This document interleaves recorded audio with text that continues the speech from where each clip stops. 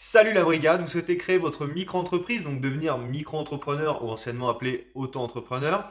Donc je vous ai fait un guide complet, on va passer sur l'ordinateur après parce que je vous ai fait une présentation, ça sera plus clair pour vous expliquer.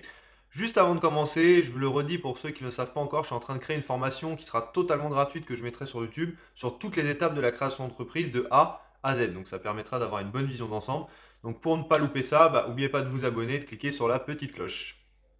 Voilà, donc on passe sur l'ordinateur, on va faire rapidement le sommaire. Le premier point qu'on va voir, c'est toutes les conditions pour devenir micro-entrepreneur. Donc qui peut créer, pourquoi créer, quelles sont les activités éligibles ou pas, et le CA possible que vous pouvez faire. En deuxième, on va voir comment ça marche au niveau juridique, social et fiscal. Le troisième point, ce sera tout ce qui concerne les formalités d'immatriculation, et on finira par des remarques, avantages et inconvénients de ce statut. Alors, quand vous êtes salarié, vous pouvez bien sûr devenir micro-entrepreneur. Faites juste attention aux clauses dans votre contrat de travail. Si vous avez des clauses de non-concurrence ou d'exclusivité, ça peut vous bloquer. Et si vous souhaitez exercer la même activité, il faudra l'accord de votre employeur. Donc, ce n'est pas forcément obligé qu'il vous la donne. Tout ce qui est fonctionnaire, alors attention, certains fonctionnaires, ils doivent quand même demander l'autorisation et avoir une déclaration écrite de leur supérieur. Les demandeurs d'emploi, indemnisés ou non. Les retraités, alors attention, si vous êtes retraité, renseignez-vous bien auprès de votre caisse de retraite parce que ça peut impacter votre pension de retraite, ça serait dommage. Et après, si vous êtes étudiant, vous pouvez aussi devenir micro-entrepreneur. Pourquoi créer sa micro-entreprise? Déjà pour tester rapidement votre projet. C'est un statut qui est très simple par les démarches, la gestion comptable elle est simplifiée, il n'y a pas de capital minimum à mettre, le régime fiscal est avantageux et les plafonds ils sont plutôt élevés pour commencer, donc on va détailler tout ça après, hein. Mais tout ça pour vous dire que pour tester rapidement un projet avant de faire un autre statut plus compliqué, ça peut servir à ça. Donc ça vous permet de débuter une nouvelle activité, gagner en expérience et surtout avoir des revenus complémentaires à côté de son activité principale. Alors ça, c'est la plupart des micro-entreprises en fait, c'est ça, c'est des personnes qui font une deuxième activité à côté de leur activité salariale, qui est l'activité principale. Il faut juste savoir une chose, c'est que si vous travaillez avec des grosses sociétés, par contre, être micro-entrepreneur, ça peut nuire à votre crédibilité, il faut le savoir. Et le stage de préparation à l'installation, donc le fameux SPI, vous en avez peut-être déjà entendu parler, c'est plus obligatoire depuis mai 2019, donc ça sera à vous de choisir si vous le faites ou non. Quelles sont les activités que vous pouvez exercer en tant que micro-entrepreneur? Vous avez tout ce qui est commercial, donc achat-revente, artisanal, donc activités de service ou de type manuel, et certaines activités libérales. Il faut savoir que vous ne pouvez pas exercer certaines activités, donc par exemple tout ce qui est immobilier, noir meublé ou location de mobilier, tout simplement parce que pour ces activités-là, la TVA elle est obligatoire. Certaines activités elles sont aussi exclues à cause du régime social qui est particulier, donc comme les professions juridiques, dans la santé, les experts comptables ou certaines activités artistiques qui dépendent de la maison des artistes. Donc pour vérifier ça, le mieux c'est d'aller chercher sur Google ou de poser directement la question sur le site officiel, donc je vous mettrai le lien dans la description. Et vous pouvez être micro-entrepreneur en tant qu'activité principale ou secondaire comme on l'a vu.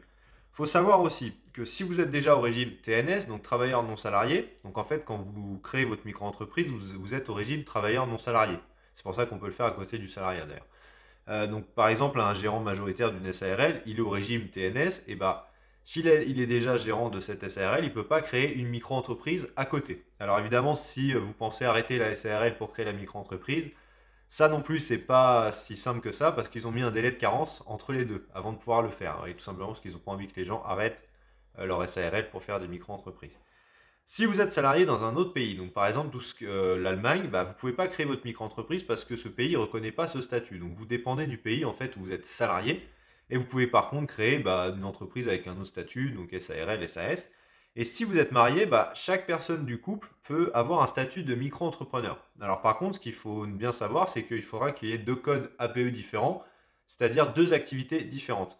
Pourquoi ils font ça? Sinon, si notre chiffre d'affaires est limité à 70 000 euros, et si l'autre personne crée une même activité, c'est comme si j'avais 140 000 euros. Donc c'est de la triche, hein, on va dire ça comme ça. Voilà, donc évidemment, il faut qu'il y ait deux activités différentes, sinon vous ne pourrez pas le faire. Quel est le chiffre d'affaires possible avec ce statut? Ça dépend du type d'activité. Donc pour tout ce qui est activité commerciale, le plafond il est de 170 000 euros. Et pour tout ce qui est activité de service artisanal et commercial et activité libérale, le plafond il est de 70 000 euros. Alors là, sur le tableau, je vous ai mis aussi le plafond de franchise de TVA. Donc qu'est-ce que ça veut dire? Ça veut dire qu'à partir de ce montant-là, en fait, vous allez devoir déclarer la TVA, ce qui n'est pas obligatoire avec ce statut. Voilà, mais en fait, vu qu'ils ont doublé les plafonds, ils ont dit par contre, à partir d'un certain montant, maintenant, il y a la TVA.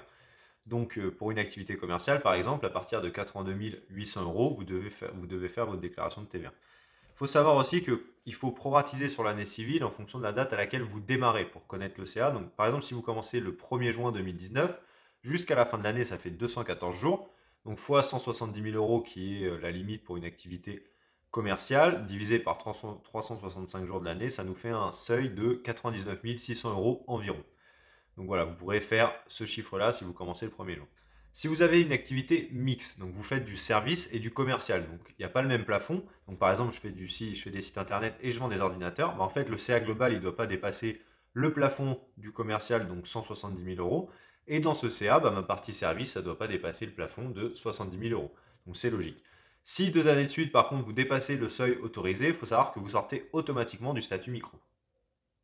On passe à la partie comment ça marche et on commence avec le juridique. Alors, il faut savoir qu'en micro-entreprise, vous êtes l'entreprise, donc elle est à votre nom et vous êtes ce qu'on appelle un entrepreneur individuel. Donc, vous êtes libre et indépendant et vous n'êtes pas censé travailler pour la même entreprise. Il y en a qui le font, mais normalement, on n'est pas censé le faire. Vous êtes responsable de vos actes, donc vous ne pouvez pas vous associer évidemment, parce que c'est un statut où on est seul. Et votre responsabilité, elle est illimitée face aux dettes sur l'ensemble de votre patrimoine. Donc en fait, il y a juste votre résidence principale qui est insaisissable, mais tous les autres biens personnels et professionnels, ils le sont. Alors après, il faut savoir que faire faillite et avoir des dettes avec un statut micro-entrepreneur, ça reste quand même compliqué. Voilà, normalement, les activités où il y a des risques, on n'a pas ce genre de statut. Il faut savoir d'ailleurs que certaines activités, elles sont réglementées. Donc par exemple, dans le bâtiment, et ça peut être valable aussi en pâtisserie, par exemple, où il faut avoir un certain CAP si vous voulez pouvoir le faire. Donc c'est à vous de vérifier si vous êtes concerné. Tout ce qui est agrément, permis, diplôme, formation à faire, le registre sur lequel vous devez être enregistré, la réglementation. Donc, par exemple, dans le bâtiment, il y a tout ce qui est garantie décennale. Voilà, donc certaines activités, elles sont réglementées. D'ailleurs, on peut se rendre compte que le statut micro n'est pas toujours adapté pour ce type-là. Au niveau social, donc tout ce qui est cotisation sociale, c'est calculé sur la base du CA que vous encaissez et non pas les bénéfices, contrairement aux autres types d'entreprises. Donc ça, il faut le savoir. Donc les taux de cotisation sociale en 2020, ils sont différents selon le type d'activité exercée. Donc vous voyez dans le tableau là que tout ce qui est activité commerciale, c'est 12,8% du CA, alors que tout ce qui est activité de service artisanal ou profession libérale, c'est 22% du CA. Donc en gros, si je fais du service, imaginons que je gagne 1000 euros, je vais être taxé de 22%, donc 220 euros sur ces 1000 euros. Il faut savoir que si vous avez une activité mixte, donc vous faites du service plus du commercial, donc je reprends mon exemple de je fais des sites internet et je vends des ordinateurs, le pourcentage de cotisation il est différent pour chaque activité, tout simplement. Donc ces charges sociales, ça recouvre les prestations comme la maladie, maternité, etc. Et il y a aussi un petit pourcentage pour la formation professionnelle. Voilà. Tout ce qui est déclaration de CA, ça se fait mensuellement ou trimestriellement directement en ligne sur le site officiel. Vous l'aurez encore dans la description. Et si vous faites 0 euros de chiffre d'affaires, il faut savoir que vous devez faire quand même votre déclaration. Vous déclarez 0 euros et vous aurez donc 0 euros de charge sociale. Si vous ne le faites pas, ils peuvent vous faire un petit rappel à l'ordre, entre guillemets, en vous mettant une petite amende. Voilà, pour vous dire, attention, même si vous avez 0 euros, il faut quand même déclarer votre chiffre d'affaires. Vous avez une aide sociale qui s'appelle l'ACRE, donc avec un C ou deux C, on peut écrire les deux. En fait, qu'est-ce que c'est? C'est une exonération partielle des charges sociales. Donc vous avez en fait des taux de cotisation qui sont réduits. En 2020, la durée elle est maintenant de 1 an et plus de 3 ans comme c'était le cas avant, parce qu'il y a eu une réforme en novembre 2019. Vous pouvez demander l'ACRE donc sous certaines conditions. Donc si vous tapez conditions ACRE, vous allez toutes les retrouver. Si vous êtes indemnisé par Pôle emploi, si vous êtes demandeur d'emploi non indemnisé et que vous êtes inscrit depuis plus de 6 mois, ces 18 derniers mois, si vous percevez l'allocation d'aide au retour à l'emploi, donc l'ARE, ou l'allocation de sécurisation professionnelle, ce qu'on appelle l'ASP, si vous percevez l'allocation de solidarité spécifique ou le RSA, si vous avez entre 18 et 25 ans révolus, si vous avez moins de 30 ans non indemnisé ou vous êtes reconnu handicapé, et si vous créez une entreprise implantée dans une zone urbaine sensible, donc une ZUS, alors en fait c'est des zones qui sont définies par l'État, qui veulent développer, donc si vous installez votre entreprise dedans, vous pouvez avoir des aides. Alors cette demande, il faut la faire dans un délai de 45 jours maximum après le dépôt de votre dossier de création d'entreprise en remplissant le formulaire demande de l'aide à la création et à la reprise d'une entreprise ACRE. Alors vous voyez, en fait, les taux, qu'est-ce qu'ils vont devenir? En fait, ils sont divisés par 50% tout simplement sur une année. Donc vous créez votre entreprise. La première année, si vous faites une activité commerciale, vous aurez 6,4% et non pas le double, 12,8%. Et tout ce qui est activité de service artisanal et profession libérale, vous aurez 11% au lieu des 22%. Donc voilà, ça vous permet de vous lancer, d'avoir moins de charges, donc un peu plus de dégager un peu plus de chiffres pour vous. Voilà, donc c'est une bonne chose. Après, maintenant, c'est sur 1 an et plus sur 3 ans, mais c'est déjà une très bonne aide. Au niveau fiscal, vous avez deux possibilités. Vous pouvez choisir soit de faire au forfait, soit de choisir de faire le versement fiscal libératoire. Donc si on détaille le forfait, En fait, le résultat de l'entreprise, il est calculé forfaitairement. Donc, vous avez un abattement forfaitaire qui représente l'ensemble des charges de l'entreprise qui est appliqué au CA. Alors là, si je vous le dis comme ça, c'est vrai que ça ne veut pas dire grand-chose. Je suis d'accord. On va faire un exemple après pour que ça soit vraiment plus clair. Donc, encore une fois, selon le type d'activité, le montant de l'abattement forfaitaire, il est différent. Vous voyez que par exemple, pour tout ce qui est commercial, on abat 71%. Donc, en fait, ils vont prendre seulement 29% du chiffre d'affaires pour calculer l'impôt. Donc, pour tout ce qui est activité autre, par exemple, relevant donc tout ce qui est service, ça va être 50%. Voilà, donc vous voyez que les taux sont, et les résultats donc forfaitaires sont différents. Alors, si on fait un exemple, je réalise 10 000 euros de chiffre d'affaires en service, donc le revenu forfaitaire, il sera de 10 000 euros fois 50%, donc ça fera 5 000 euros qui seront intégrés aux autres revenus du foyer fiscal. Donc si vous avez des autres revenus, évidemment, ça s'ajoute pour calculer votre impôt. Si vous faites 100 000 euros de CA en commerce, donc là, c'est 100 000 euros fois 29%, qui est le taux, qui est égal à 29 000 euros qui seront intégrés aux autres revenus du foyer fiscal, encore une fois, pour le calcul de l'impôt. Pour payer cet impôt-là, ça se fait directement quand vous faites votre déclaration, en fait, sur le site des impôts, dans l'espace particulier, avec le formulaire 2042C Pro. Pour le versement fiscal libératoire, le montant de l'impôt il est déterminé selon un forfait, selon le type d'activité. Donc pour tout ce qui est activité commerciale, c'est 1% du chiffre d'affaires. Tout ce qui est activité service, c'est 1,7% du chiffre d'affaires et 2,2% pour les professions libérales. Ce montant de l'impôt, il est directement prélevé en fait lorsque vous payez vos charges sociales. Donc les fameux 22% ou 12,8% qu'on a vu tout à l'heure. En fait, ils ajoutent le pourcentage. Donc par exemple pour les professions libérales, 2,2% pour vous prélever l'impôt. Donc vous payez tout en même temps en fait directement. Donc si vous êtes en profession libérale et que vous faites 10 000 euros de chiffre d'affaires, vous aurez 10 000 euros fois 2,2 égale 222 euros à régler. Ce versement libératoire de l'impôt sur le revenu, il est possible que sous certaines conditions. Et en fait, la condition, c'est qu'à l'avant-dernière année, donc à N-2, vous ne dépassiez pas un certain revenu sur votre foyer fiscal. Donc quand vous êtes une personne seule, ce montant, il est de 27 519 euros. Pour un couple, c'est 55 038 euros. Et pour un couple avec deux enfants, 82 557 euros. C'est précis. Si vous dépassez ces montants-là N-2, vous ne pourrez pas choisir le versement fiscal libératoire. Votre solution, ça sera tout simplement de prendre la première, qui est le forfait. Voilà, et pour la petite histoire, on dit qu'il est libératoire parce que vous aurez pu à vous acquitter d'impôts sur le revenu auprès des services fiscaux quand vous faites ça, sauf en cas de plus ou moins-value sur des cessions de biens. Pour la franchise de TVA, je vous en ai déjà parlé tout à l'heure.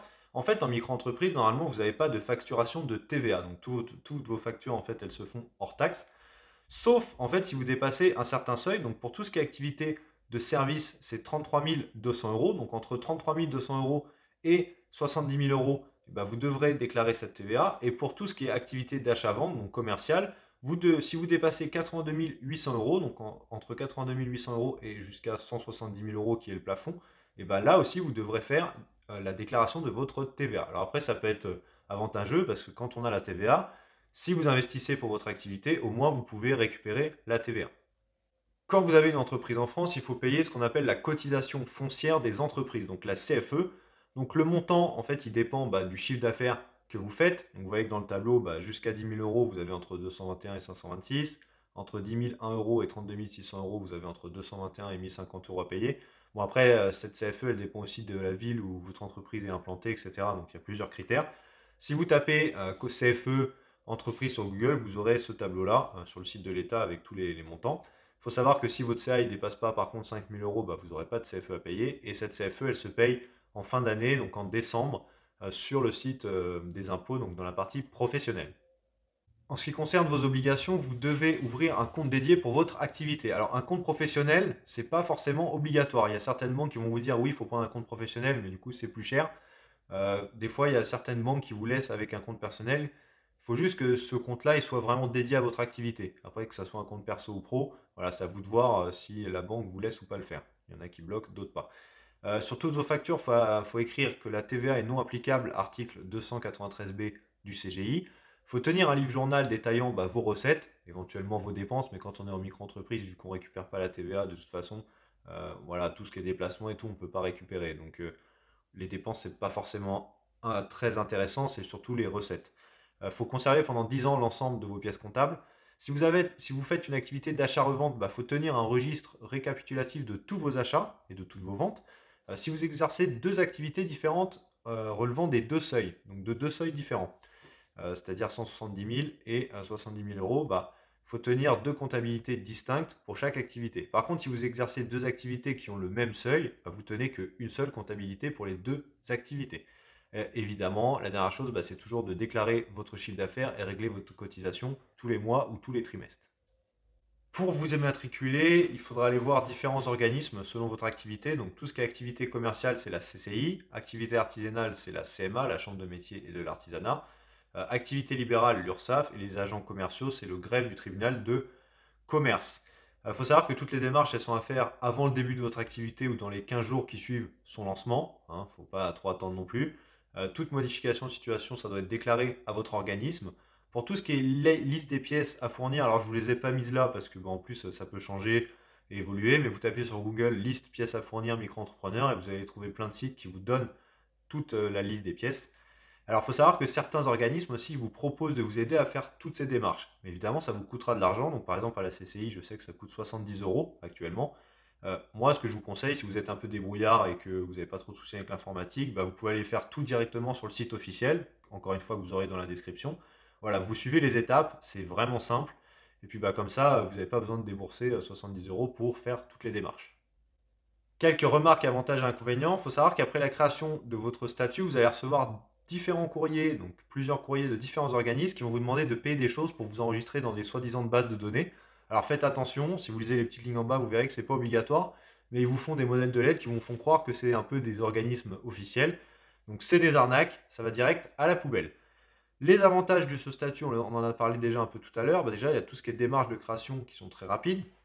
Le statut il est simple et souple dans le sens où vous n'avez pas de gestion comptable compliquée, vous n'avez pas de capital minimum à mettre.